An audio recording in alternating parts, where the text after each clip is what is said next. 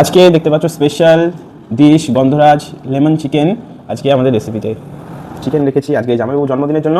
আজকে স্পেশাল গন্ধরাজ চিকেন আমরা নিয়েছি 700 গ্রাম মতন চিকেন। দিয়ে দেবো 1 চামচ দই, আমরা দিয়ে দেবো 1 চামচ আদা রসুন, তারপর দিয়ে দেবো একটু পরিমাণ মতন হলুদ আর একটু পরিমাণ মতন কাশ্মীরি লঙ্কা গুঁড়ো। চিকেনটাকে আমরা একটু হাত দিয়ে যাতে ভিতরে যায়, যাতে মশলাগুলো ঠিকঠাক জায়গায় পৌঁছে যায়। তারপর নিয়ে নেবো লেবু।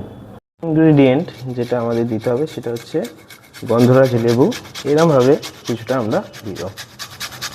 দেখে নেবো যে যেন সাদা না হয়ে যায়, সাদা হলে হবে না। এই সবুজ জায়গাটা দেবো, এটাকে বলে লেমন জিস্ট।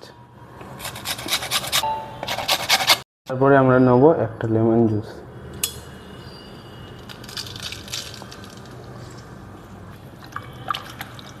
এটাকে আমরা আধ ঘন্টা ম্যারিনেট।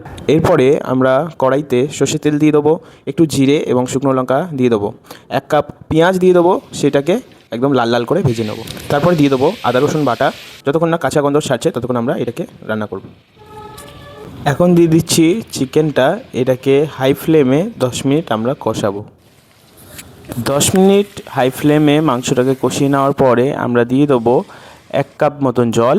তারপরে সেটাকে আমরা ঢাকা দিয়ে আবার 10 মিনিট কুক করব।